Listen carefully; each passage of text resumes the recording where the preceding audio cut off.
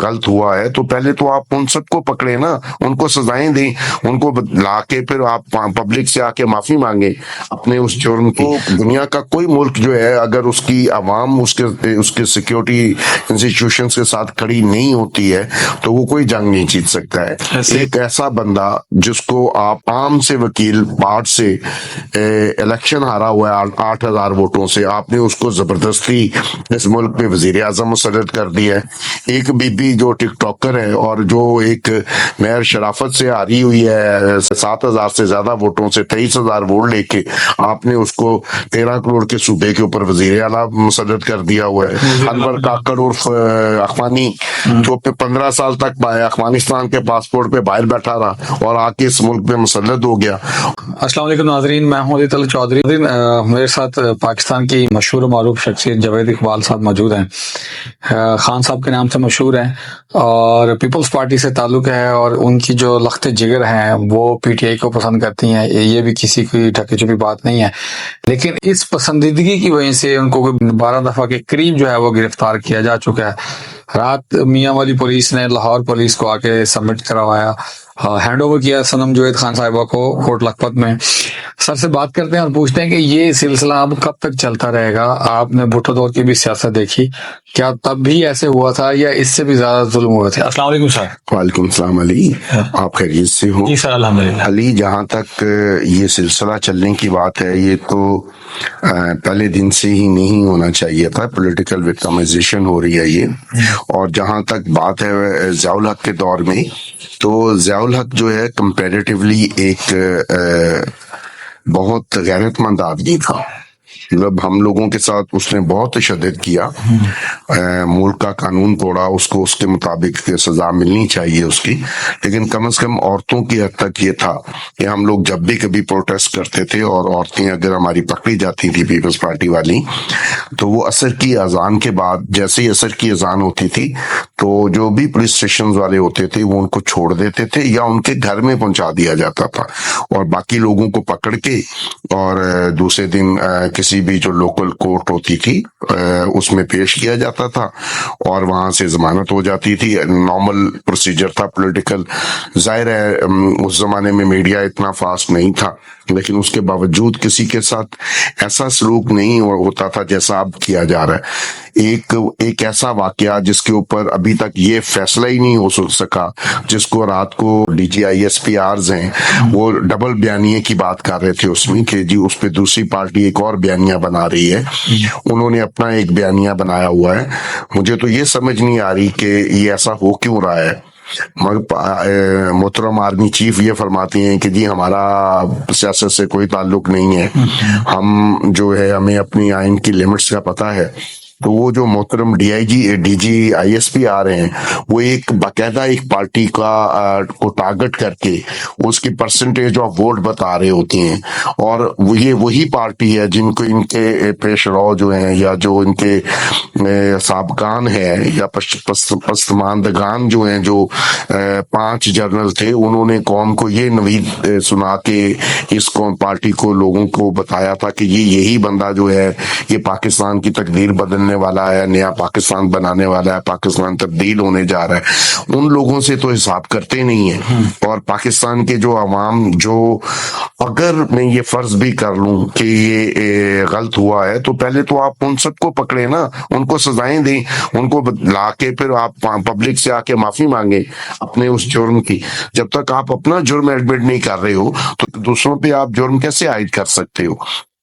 ان کو کوئی خیال نہیں آ رہا ہے۔ پاکستان کی عوام کلیئرلی یوتھ جو ہے وہ ڈیوائیڈ ہو گئی ہے، اور وہ پوری کی پوری یوتھ جو ہے وہ ایک انسٹیٹیوشن کو اس لیے ٹارگٹ کر رہی ہے کہ وہ یہ سمجھ رہی ہے کہ وہ ان کے لیڈر کو وکٹمائز کر رہے ہیں، جن کو اسی ادارے نے یا اس کے ساتھ مل کے اس وقت کی جوڈیشری نے 5th ہائیبریڈ وار کے لیے تیار کر کے لوگوں کے جو سیولین لیڈرشپ تھی اس کو گندا کیا تھا۔ تو اب اگر وہ ان کا ہیرو بن گیا ہے تو آپ ان کو زبردستی تو اس کی ہیروشپ سے ختم نہیں کر سکتے ہو۔ تو خدا کے لیے یہ خوف کریں، اس ملک پہ رحم کریں، جو یہ کر رہے ہیں اس سے ملک کے سیکیورٹی کے ادارے جو ہیں وہ اس قدر برے طریقے سے انڈر ڈسکشن ہے سوشل میڈیا پہ کہ اس کو ایسا نہیں ہونا چاہیے. کل کو خدا نہ خواستہ اس ملک پہ کوئی مشکل وقت آتا ہے تو یہ 12 13 14 کروڑ یوتھ جو ہے وہ اگر آپ کے سیکیورٹی کے اداروں کے ساتھ کھڑی نہیں ہوتی ہے تو دنیا کا کوئی ملک جو ہے اگر اس کی عوام اس کے سیکیورٹی انسٹیٹیوشنز کے ساتھ کھڑی نہیں ہوتی ہے تو وہ کوئی جنگ نہیں جیت سکتا ہے. ایسے ہی ہے. تو خدا کے لیے اپنے ملک پہ رحم کریں اور یہ دیکھیں کہ کیا کر رہے ہیں. ایک ایسا بندہ جس کو آپ جو ایک عام سے وکیل پارٹ سے الیکشن ہارا ہوا ہے 8,000 ووٹوں سے, آپ نے اس کو زبردستی اس ملک پہ وزیر اعظم مسرت کر دیا ہے. ایک بی بی جو ٹک ٹاکر ہے اور جو ایک مہر شرافت سے ہاری ہوئی ہے 7,000 سے زیادہ ووٹوں سے 23,000 ووٹ لے کے, آپ نے اس کو 13 کروڑ کے صوبے کے اوپر وزیر اعلیٰ مسرت کر دیا ہوا ہے.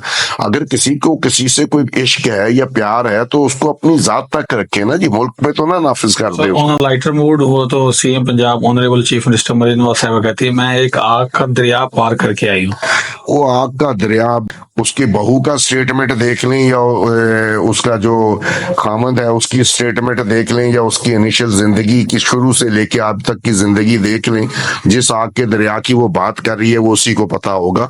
اس نے کوئی اس کی زندگی میں کوئی ایسا کام نہیں ہے یا سنہری حروف نہیں ہے جس کے لیے سے یہ کہا جائے کہ جی وہ کوئی بڑی کوئی عقل مند عورت ہے, جس کو یہ نہیں پتا کہ وہ پبلکلی تقریر کرتے ہوئے کہتی ہے کہ جی عمران خان نے ملک کے ساتھ بڑا ظلم کیا, اس نے سیفر جو ہے اس کو ڈکلیئر کر دیا. جی اب دنیا کا کوئی ملک ہمیں سیفر نہیں لکھے گا.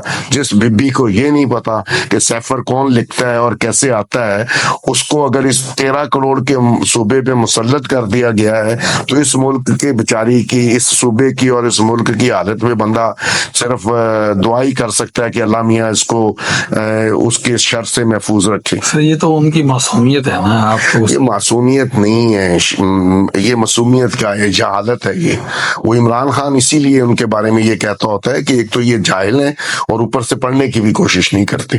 تو جاہل لوگ ہیں, پڑھنے کی کوشش نہیں کرتے.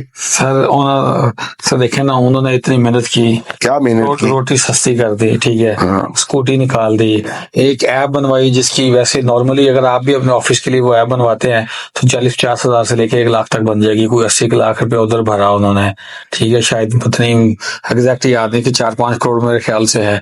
اور وہ میٹرو پہ انہوں نے سفر کیا, انہوں نے کہا کہ کوئی وزیر اعلیٰ اتنی تگودو نہیں کر سکتا, میں میٹرو پہ سفر کر کے آئی ہوں. میں کہہ رہی تھی سر وہ بیچاری بھاگ دوڑ کر رہی ہیں. اس پہ سنم نے بہت اچھا سا ایک اس بات پہ جواب دیا تھا کہ اس کو بیسیکلی ٹک ٹاکر ہونا چاہیے اور اس کو جو اس ملک 13 کروڑ کے صوبوں پہ مسلط کیا, وہ مسلط کرنے کے جگہ اس کو کوئی 1-2 ملین ٹک ٹاکرز دے دیے جاتے. میٹرو پہ اس نے سفر کیا ہوگا تو وہ سفر قوم کو کروڑوں روپے کا پڑا ہوگا, اس کے لیے سیکیورٹی ارینج کی گئی. تو ایسا ہی ایک سفر ضیاء الحق نے بھی سائیکل پہ کیا تھا جو اس زمانے میں قوم کو لاکھوں روپے میں پڑا تھا. تو بی بی جو ہے یہ جب میٹرو پہ بیٹھی ہوگی تو میٹرو کے اسٹیشن سے لے کے آخری اسٹیشن تک سیکیورٹی ارینجمنٹ ہوا ہوگا. وہ بی بی نہ بیٹھے میٹرو پہ, مجھے اس کے میٹرو پہ بیٹھنے سے میں کوئی دلچسپی نہیں ہے. وہ بے شک ہیلی کاپٹر میں پھرے یا جس مرضی گاڑی میں پھرے, اس طرح کی ڈرامے بازی نہ کرے. مجھے کیا فرق پڑتا ہے یا پنجاب کے عوام کو کیا فرق پڑتا ہے اس کے میٹرو پہ جانے سے یا ہیلی کاپٹر پہ جانے سے یا گاڑی پہ جانے سے, اس سے صوبے کو کیا فرق پڑا ہے. روٹی جو ہے ان پرنسپل اس کو سستا ہونا چاہیے تھا, کیونکہ گندم آپ کسانوں کا آپ نے بیڑا گرک کر دیا. سابقہ جو ان کے چہیتے تھے انور کاکڑ عرف اخوانی, جو 15 سال تک افغانستان کے پاسپورٹ پہ باہر بیٹھا رہا اور آ کے اس ملک پہ مسلط ہو گیا, اور وہ جو محترم سارے جو ہیں 9 مئی والے, ان کو ساروں کو اٹھا کے آپ نے پھر سینٹرل گورنمنٹ میں بٹھایا ہوا ہے اور وہ اس ملک کا بیڑا گرک کر رہے ہیں. اربوں روپے کی کرپشن کی ہوئی ہیں. ابھی جو انہوں نے رمضان میں سستا آٹا وغیرہ شنیدن ہے کہ 40 ارب روپے کی کرپشن اس میں ہوئی ہے صرف. تو اب وہ یہ آتے ہی اسی لیے اس ملک میں لوٹ مار کی کرپشن کی بھاگ جاتے ہیں. شریف فیملی جو ہے وہ اس ملک کی سب سے کرپٹ فیملی ہے. ان کی پوری دنیا میں 5 بر اعظموں میں جو جائیدادیں ہیں, جو ان کی تفصیلات सोशल मीडिया में पड़ी हुई हैं, उनको अगर अकाउंट कर लिया जाए तो पाकिस्तान के कर्जे से ज्यादा है। उन कभी हो ही नहीं सकता कि ये लोग मुल्क के लिए कुछ डिलीवर कर दें, इनके डीएनए में ऐसी कोई बात नहीं है। इन्होंने पाकिस्तान की पॉलिटिक्स को करप्ट किया। ज़ियाउल हक जब इनको लेके आया, उससे पहले पाकिस्तान में नजरियात की सियासत होती थी। पाकिस्तान में पहली दफा जो है ऐसे की सियासत जो है उसको मुतारफ करवाने वाला जो है मोहतरम नवाज शरीफ साहब है। जब आईजीआई बनाई, जी आईजीआई बनाई, उससे पहले इसने जब ये इसका निशान ट्रैक्टर होता था और इसने वहां से ग्वाल मंडी से इलेक्शन लड़ा था, तो इसने पहली दफा लोगों के घरों में गिफ्ट बैग बना के उसमें आटा चीनी दाल वगैरह भर के लोगों के घरों में तकसीम शुरू किया था।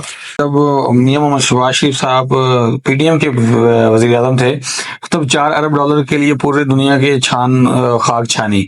तो ये फिर काकड़ साहब ने 1 अरब और 20 करोड़ डॉलर की गंदम कैसे इंपोर्ट कर लिए? डॉलर तो थे ही नहीं। और सर जी, जब इन्होंने अपने लिए करप्शन का रास्ता बनाना होता है ना जी, इनके पास डॉलर शॉलर सब मौजूद होते हैं। प्रॉब्लम ये है कि काकड़ साहब कौन से कोई अकेले अपने जेब में डाल के पैसे 1 अरब 20 करोड़ डॉलर ले गए होंगे। यूक्रेन वो गंदम जो है उसको डिस्कार्ड कर चुका था, उसको समंदर में फेंकने वाला था क्योंकि वो खराब हो गई हुई थी, कीड़े पड़े हुए थे। जो सोशल मीडिया रिपोर्ट्स हैं या इंटरनेशनल रिपोर्ट्स हैं, उसके मुताबिक उसको अंदर में फेंकने की जो कॉस्ट आ रही थी वो 16 से 20 डॉलर पर टन थी। उसने वो इन्हीं को उठवा दिया कि जी आप उठा के ले जाएं। ये उठा के ले आए। मेरा तो ये ख्याल है कि उसका एक पैसा भी इन्होंने उनको पे नहीं किया होगा, उल्टा उनसे 16 या 20 डॉलर पर मेट्रिक टन के हिसाब से पैसे भी लिए होंगे और यहाँ पे लाके गवर्नमेंट के खातों में उसको 362 या 355 डॉलर पर मेट्रिक टन के हिसाब से जो है लोगों को दे दिया, फिक्स कर दिया और अपने किसान का बेड़ा गर्क कर दिया।